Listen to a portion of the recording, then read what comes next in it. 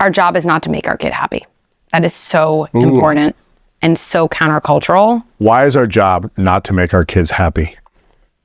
Because when we focus on making our kids happy, we actually start to make them fearful and less tolerant of all of the other emotions that will inevitably be part of their life into adulthood. And so when our kid says, I'm gonna make this up, like, I'm the only one in my class who can't read. Okay, it's like the most painful moment as a parent. Oh, I feel my kid's pain, right? And maybe, let's just say it's true. They really might be. We have the urge to say, everyone reads at their own pace, or, but you're amazing at soccer, but you're so good at math. I want to make them happy. All that does for my kid is, because during childhood, kids are not just learning about a situation with a parent. They're taking interactions and they're making generalizations, not from one moment, but patterns about what emotions are safe, what emotions can I deal with, what can I tolerate, and what emotions, as soon as I feel them, do I need to like turn off right away. And so when a kid says, I'm the only one who can't read, the truth is when our kid is adult, they probably won't say that, but they'll probably say, I'm the only one who, whatever it is, didn't get a job yet. I'm the only one of my friends who didn't buy their own house, right? Whatever it is, like we're always gonna feel that way. And so when we make our kid happy, what we actually say to them is, I am just as scared of this emotion you're feeling as you are. Wow. And so then what they do— I don't want to deal with this emotion. I'm terrified. I want to run away from it.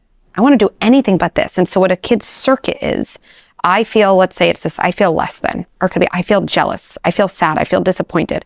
And what gets layered next to that in the circuit is my parents' fear, my parents' avoidance. Those things get put together. The irony is, when you make happiness a goal of childhood, you actually set a kid up for an adulthood of anxiety, because they have a range of emotions that they've encoded as wrong and fearful. And to me, anxiety actually isn't a feeling, it's the experience of wanting to run away from a feeling.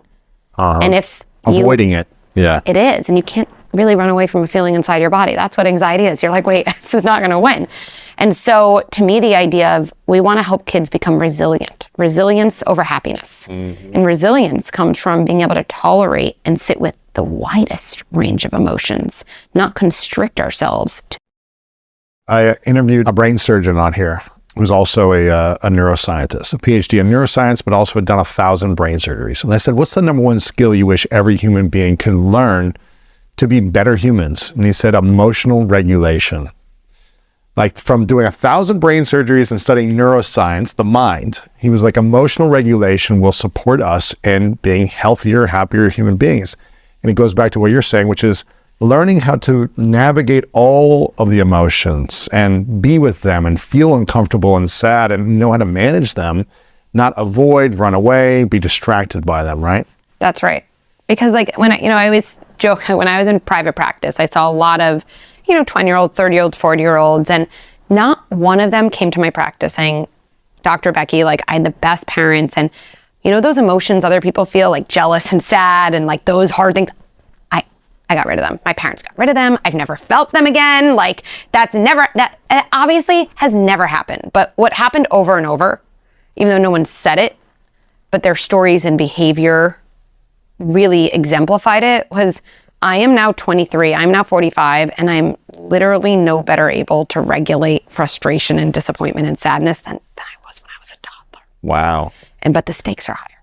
Way higher as an adult. Way higher. So emotion regulation, that is the goal of childhood. I mean, that's the goal of adulthood too, by the way, right? It's still the goal. We're all working on it. You've been called like the millennial parenting whisperer, is that right? I think Time Magazine wrote that one. Time Magazine called you the millennial parenting whisperer.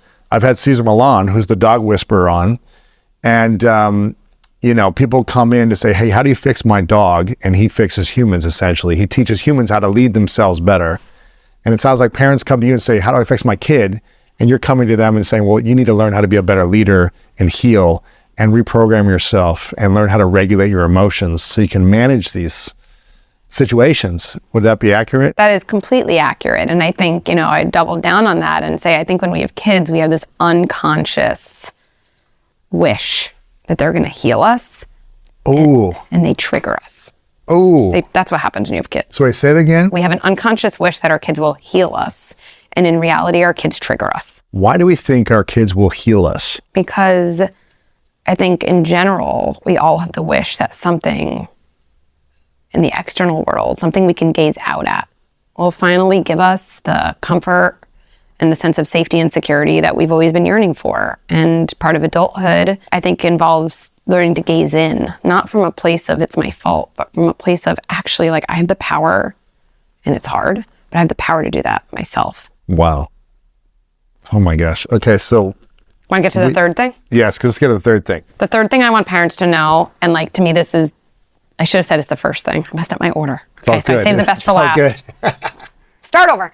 But the second thing was Resilience over happiness.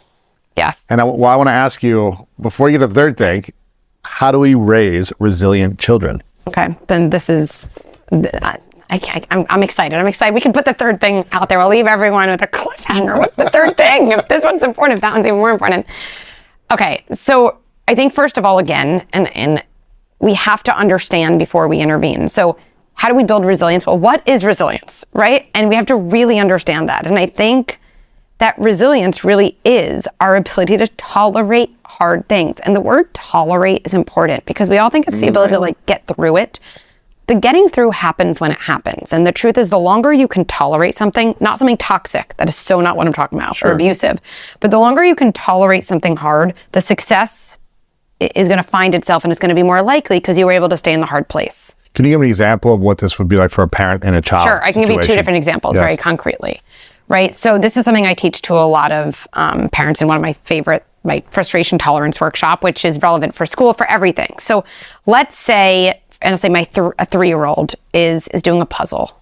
Like, I can't do it. You do it for me. You do it for me. This is a good example, right? And as a parent, I get it. You got home, you're like, it's like the last thing I want to do. Tired, I want to relax. So I was going to have a nice night with my kid. I get it.